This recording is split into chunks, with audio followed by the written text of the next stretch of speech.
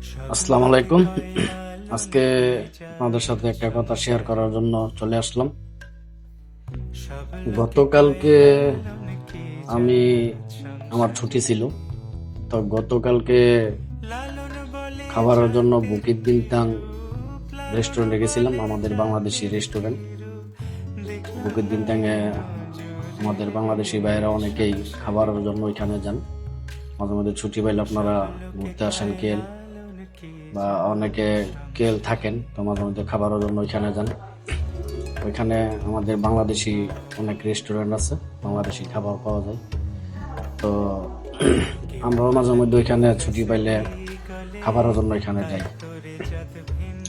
তো গতকালকে ঘটনা ঘটছে, কালকে খাবারের জন্য যখন গেছি, খাবার খাইতে বসছি। খাবার খাইতে বসার পরে হঠাৎ করে দেখি আমাদের এক বাংলাদেশি ভাই,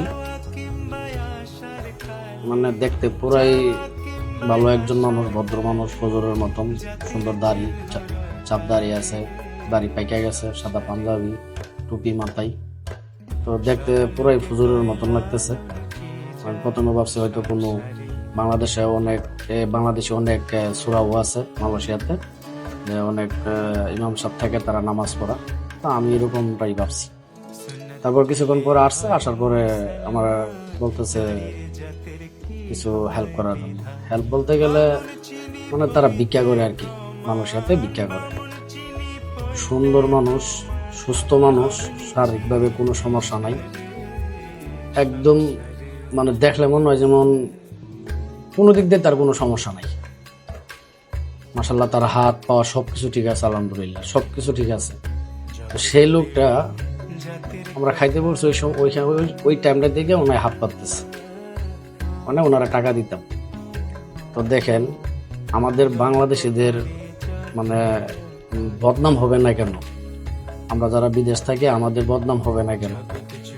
এরকম কিছু মানুষের জন্যই বদনাম হয় না। ওনার কোনো সমস্যা আছে, যদি সমস্যা থাকতো তাহলে হয়তো ভিক্ষা করতেছে, ঠিক আছে, মাইনে নেওয়া যায়। কিন্তু একজন সুস্থ মানুষ কিভাবে ভিক্ষা করে? মালয়েশিয়াতে প্রায় জায়গায় এরকম আমাদের বাংলাদেশি ভাইয়েরা আছে, ভিক্ষা করতেছে। পাকিস্তানি আছে, বাংলাদেশি আছে, তো অন্যান্য দেশের মানুষও আছে। এই দেশে ভিক্ষা করতে গেলে তাদের একটা লাইসেন্স লাগে, কাগজ থাকা লাগে, একটা কাগজ দিয়ে সরকারের ভিক্ষা করা হবে।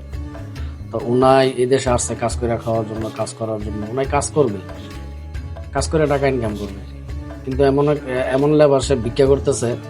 এটা তো আমাদের দেশের বদনাম, আমাদের বাংলাদেশের বদনাম। কিছুদিন পর পরেই আমাদের বাংলাদেশিদের মসজিদে খাবারের নিয়ে একটা সমস্যা হয়। আমরা বাংলাদেশিরা খাবারের জন্য মসজিদে গিয়ে বসে থাকে। তো এরকম নানান সমস্যায় কিন্তু আমাদের বাংলাদেশিরা সম্মুখীন হইতেছে। তো আপনারা যারা আছেন, কাম কাজ করে খাওয়ার চেষ্টা করেন, ভিক্ষা বাদ দেন, ভিক্ষা করেন না, নিজের দেশের বদনাম ছড়ায়েন না।